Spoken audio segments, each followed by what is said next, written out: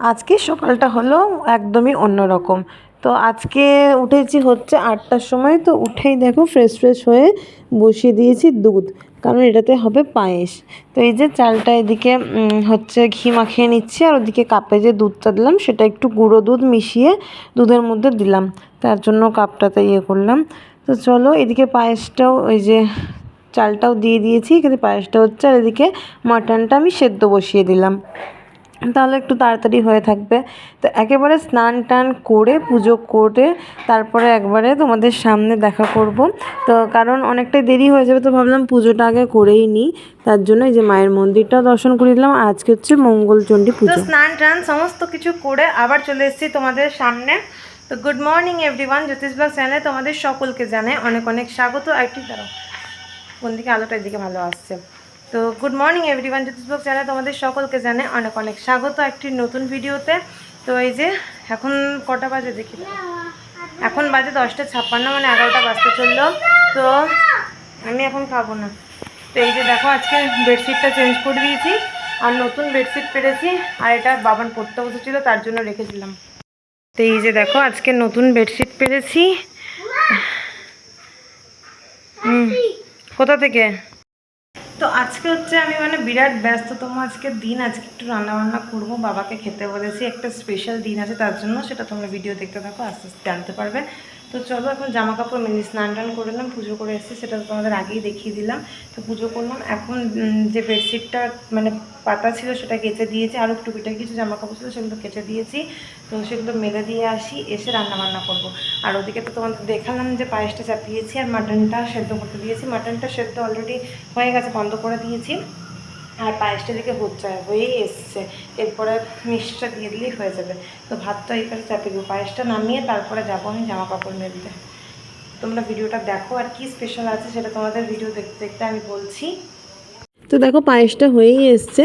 তো গুড় ফিলিংস আনার জন্য গুড়ের বাতাসাটা দিয়েই পায়েস করি বেশিরভাগ টাইমই, কারণ এটা দিয়ে দুর্দান্ত লাগে খেতে। চিনি দিয়েও ভালো লাগে, বাট এটা দিয়েও মানে মানে কম হয় না, খুবই ভালোই হয় টেস্টটা। একদমই গুড় টাইপের ফিলিংসটা একটু আসে। শীতকাল তো গুড় ছাড়া তো পাওয়া যাবে না, শীতকালে গুড় আর কি, গরমকালে পাওয়া যাবে না, সরি দেখো কী সব বকছি।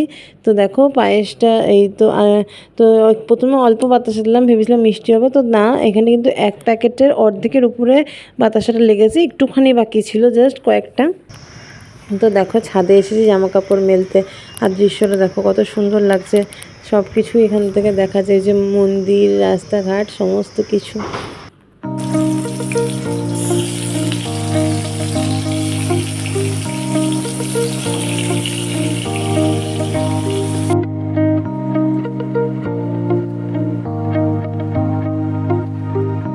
তো পটলটা প্রথমে ভাজা হয়ে গেছে, এরপর এই যে বেগুনগুলো ভেজে নিচ্ছি।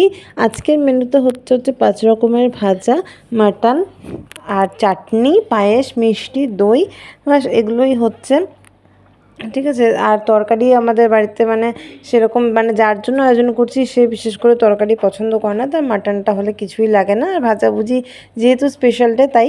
তো চলো আর তোমাদের ওয়েট করাবো না, বলেই দিই যে স্পেশাল ডেটা কি। আজকে হচ্ছে বাবা মানে আমার শ্বশুরমশাইয়ের জন্মদিন। তো আজকে এবারে হচ্ছে ঠাকুমা নেই, তো ঠাকুমা থাকলে ঠাকুমাই পায়েসটা বানিয়ে দেয়, বাট ঠাকুমা নেই, ঠাকুমা গেছে পিসির বাড়িতে, তার জন্য যখন থাকে না ঠাকুমা তখন কিন্তু সেই দায়িত্বটা আমিই নিই। তো এর আগেও 2 বছর আমিই করে দিয়েছিলাম, ঠাকুমা তখন ছিল না। তো এবছরেও তার ব্যতিক্রম কিছুই হয়নি। তো তার জন্য বাবাকে বলেছি এখানে খেতে আসতে আর কি, কারণ এখনকার পরিস্থিতি সম্পূর্ণ আলাদা। তো চলো এখন পটল ভাজা, বেগুন ভাজা হয়ে গেছে, আলু ভাজছি। তো হ্যাঁ, মেনুতে 5 রকম ভাজার মধ্যে বলে দিই কী কী আছে। পটল ভাজা, বেগুন ভাজা, আলু ভাজা, শাক ভাজা, আর হচ্ছে ফুলকপি ভাজা। তো এই যে 5 রকমের ভাজা হচ্ছে। এরপরে মাটনটা করব লাস্টে। মাটনটা করতে করতে আমার এত দেরি হয়ে গেছে যে বাবা চলেই এসছে।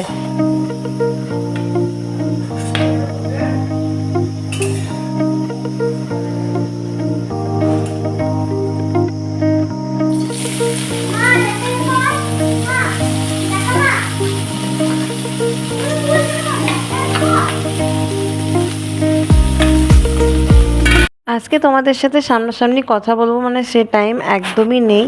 এত ব্যস্ত মানে একটা দিন, বুঝতেই পারছো, একা হাতে রান্না বান্না কাটা বাটা সমস্ত কিছু করা। তো ভেবেছিলাম অন্য কড়াই ভাজাটা করি, তো ভাবলাম এখন অনেক টাইম আছে, হয়ে যাবে। বাট শেষে এসে যে এরকম দেরি হয়ে যাবে সেটা মানে বুঝতেই পারিনি। তো টুকটুক করে একভাবেই করছিলাম। তো চলো এই যে পায়েসের ফাইনাল লুক দেখিয়ে দিই, কারণ বাবা চলে এসেছে খেতে, অনেক দেরি হয়ে গেছে। ঠিক আছে, তো আমি এদিকে খাবার টাবার রেডি করছি, আর এদিকে আমার বড়মশাই লাস্টে বলছে মাটনটা দাও, আমি একটু কষাচ্ছি, তুমি ততক্ষণ এদিকে খাবারটা রেডি করো। তো যেহেতু আগে সেদ্ধ করে নিয়েছিলাম তার জন্য আর কোনো অসুবিধা হয়নি। তো চলো এই যে দেখো এখানে আমি খাবার দাবার বাড়ছি। এখানে আছে হচ্ছে 5 রকমের মিষ্টি আর রসমালাই। আর বাবা যেহেতু রসমালাইটা খেতে ভালোবাসে তাই রসমালাই আনতে বলেছিলাম। তো রসমালাইটা খুলে দেবো। তো এই যে সাজিয়ে নিচ্ছে, আর ওদিকে মাটনটা কিন্তু এখনও হচ্ছে। এত তাড়াতাড়ি মানে কাজ হচ্ছে কি বলবো, শেষে মানে খুবই তাড়াতাড়ি লেগে গেছিলো আমার।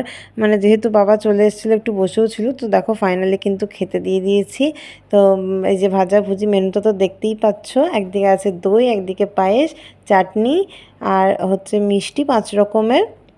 আর সাথে বাবানকেও দিতে হবে, প্লাস বাবার ফটো তুললাম তো বাবানেরও ফটো তুলতে হবে। একটু সাজিয়ে গুছিয়ে দেবো ভেবেছিলাম। তো এখানে থালাবাটি মানে কিছুই ছিল না, তো ভেবেছিলাম কাঁসার যে সেটটা মানে আছে আমার, তো সেটাতে দেবো। বাট এখানে তো সেরকম কিছুই নেই, তো যা ছিল তাইতেই দিয়েছি। তো চলো এখানে আমি বলছিলাম যে বাবা সমস্ত কিছুই খেয়েছে, শুধু চাটনিটা আর মিষ্টিগুলো খায়নি, শুধু রসমালাইটা খেয়েছে, এটাই বলছিলাম তোমাদেরকে। আর আমাদের এখনও খাওয়া দাওয়া হয়নি, তপন এলে তারপরে হবে। তো চলো আজকে ভিডিওটা কিন্তু আর বেশি বড় করব না, কারণ এরপরে আর আমার ভিডিও শ্যুট করাই হয়নি। তো ভাবলাম ভিডিওটা তাহলে এখানেই শেষ করে দিই। ঠিক আছে, বিকেলবেলা থেকে মানে অনেক চাপ গেছে।